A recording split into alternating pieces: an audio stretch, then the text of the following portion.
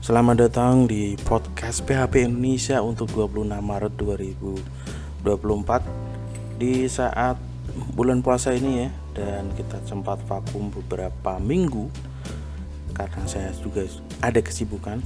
Nah, seperti biasa pada podcast kita akan membahas tentang berita-berita seputar dunia PHP, framework, kemudian update dari mereka, ada tutorial dan ada juga package ataupun kelas-kelas menarik yang bisa kita coba implementasikan di project-project kita ke depan dengan menggunakan PHP.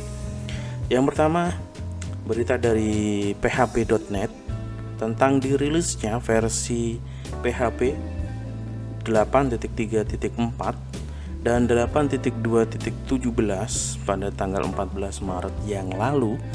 Jadi bagi pengguna PHP Bleeding Edge, silakan mengupdate, melakukan testing framework ataupun aplikasinya dengan versi terbaru ini.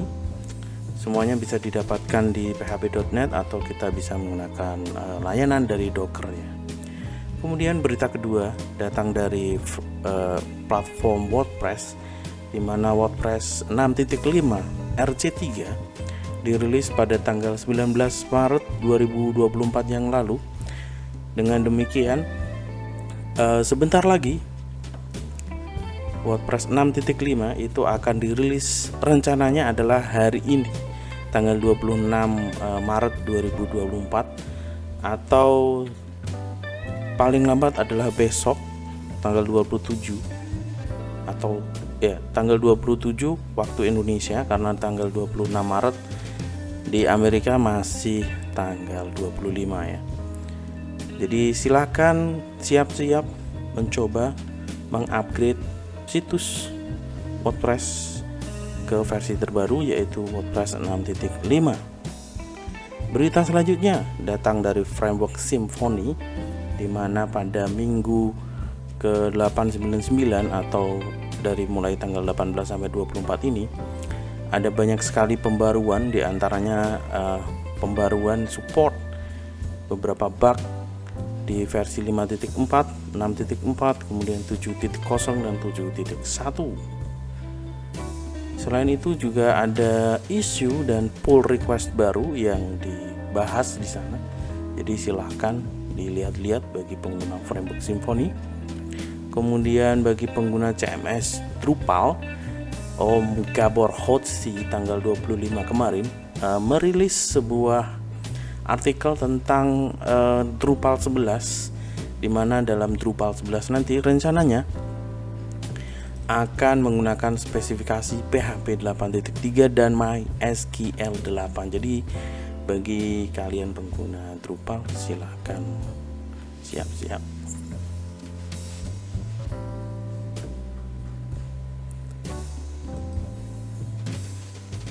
Nah, selanjutnya artikel tentang PHP yang pertama datang dari Laravel News. Seperti biasa, bagaimana cara mengatur time zone di aplikasi yang menggunakan Laravel. Jadi kalau kita membangun aplikasi yang berkelas dunia atau digunakan oleh banyak orang di dunia, tentu kita harus memperhatikan time zone ya, karena tidak semua orang itu, pengguna itu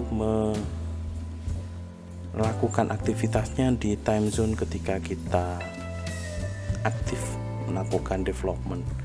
Jadi kita harus melakukan manajemen time zone ini dengan baik, utamanya saat menyimpan data, kemudian konversi data, dan ketika membaca dan menulis log aktivitas.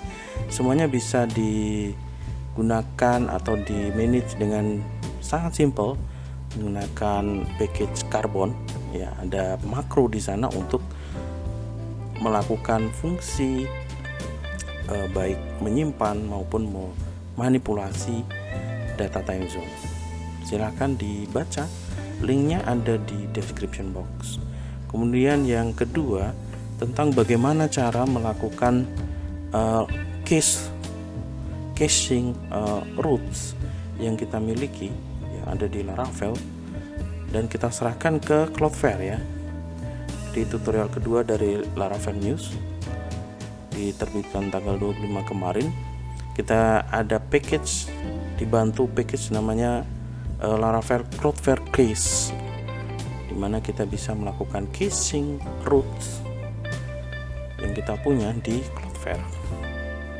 Ada contohnya, jadi silakan bagi yang ingin mencoba, ada tutorialnya juga di sana. Kemudian tutorial selanjutnya bagaimana cara menambahkan sebuah teks ke dalam gambar hanya menggunakan PHP dan PHP-GD, sebuah extension dari PHP ya. Untuk codingnya juga disampaikan. Nah, ini biasanya digunakan untuk membuat captcha ya, tapi kita bisa memanipulasi juga untuk menambahkan kata-kata atau quotes di atas gambar. Jadi kita bisa membuat gambar itu sudah ada watermark atau quotes di dalamnya menggunakan PHP dan PHP-GD saja. Silakan yang tertarik, linknya ada di description box. Kemudian tutorial terakhir adalah bagaimana cara me-embed Laravel Livewire ini di semua komponen di website kita. Silahkan bagi yang tertarik bisa mencoba tutorial ini, linknya ada di description box. Dan untuk package ataupun kelas pilihan minggu ini, yang pertama adalah Allium SMS, sebuah SDK yang melakukan wrapping layanan SMS di Cloud Allium ya. Kalau belum tahu, Allium itu adalah cloud dari perusahaan Alibaba. Sudah ada juga di Indonesia, dan bagi pengguna Allium bisa memanfaatkan kelas ini untuk mengirim, membaca, dan menerima SMS melalui layanan Allium SMS Service. Dan package terakhir pilihan minggu ini adalah TablarKit, sebuah UI komponen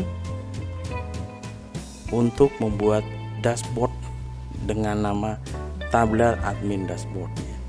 Jadi ada banyak sekali fitur-fitur dari Tablar Admin Dashboard ini, seperti standard form, kemudian advanced dropdown, file upload on the fly ya, dengan image editing, kemudian optimize data table dengan kemampuan export, rich text editor dengan file upload dan browse feature.